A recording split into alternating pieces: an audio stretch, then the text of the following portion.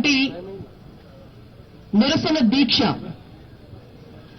శాంతియుతంగా ప్రజా సంగ్రామ యాత్ర జరుగుతున్నటువంటి సమయంలో ప్రజా సంగ్రామ యాత్రను ఆపడానికి అనేక రకాల కుట్రలు చేసినా కూడా ఏ కుట్ర ఫలించలేదని భావించినటువంటి అధికార పార్టీ వారు చేస్తున్నటువంటి స్కామ్లు బయటపడుతున్నటువంటి టైంలో మరీ ముఖ్యంగా ముఖ్యమంత్రి గారి కుటుంబ సభ్యులే భాగస్వాములైనరు, వారి కుమార్తెకే భాగస్వామ్యం ఉన్నది అని చెప్పి పెద్ద ఎత్తున ఢిల్లీ మద్యం పాలసీలో వారి పాత్ర ఉన్నది అని చెప్పి వచ్చినటువంటి వార్తలు మనమందరం కూడా చూసినాం. తెలంగాణ రాష్ట్రంలోనే కాకుండా భారతదేశం మొత్తం కూడా ఈ వార్త విపరీతంగా వారి ప్రతిష్టను దిగజారుస్తుందనేటువంటి అక్కసుతోటి ఆ అంశం నుంచి అందరి దృష్టిని మరల్చడం కోసం వారి ఇంటి ముందుకు నిరసన చేయడానికి వెళ్లినటువంటి భారతీయ జనతా పార్టీ కార్యకర్తలను అడ్డుకొని దాడి చేసి అరెస్టు చేసి పెట్టకూడని శిక్షలన్నీ పెట్టి భయభ్రాంతులకు గురి చేస్తే దానికి నిరసనగా నిన్న మన పార్టీ అధ్యక్షులు బండి సంజయ్ కుమార్ గారు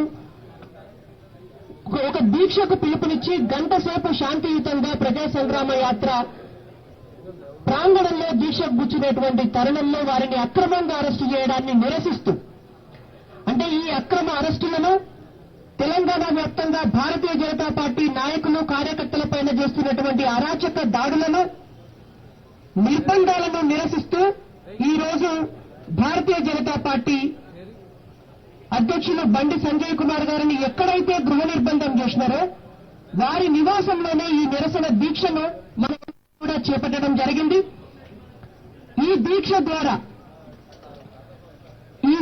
ద్వారా మనమందరం కూడా అధికార పార్టీకి చెప్పవలసినటువంటి అవసరం ఉన్నది.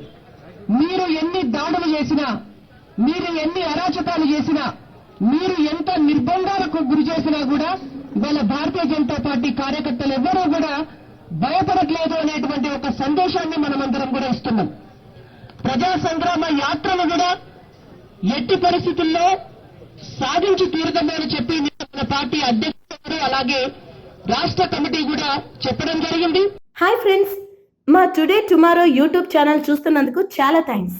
మరిన్ని లేటెస్ట్ వీడియోస్ కోసం వెంటనే సబ్స్క్రైబ్ చేయండి. అలాగే ఈ బెల్ ని కూడా రింగ్ చేసేయండి. మా నోటిఫికేషన్స్ అన్ని మీ మొబైల్లో వస్తాయి. అలాగే మా వీడియోస్ మీకు నచ్చితే లైక్ చేయండి, షేర్ చేయండి, నచ్చకపోతే కామెంట్ చేయండి.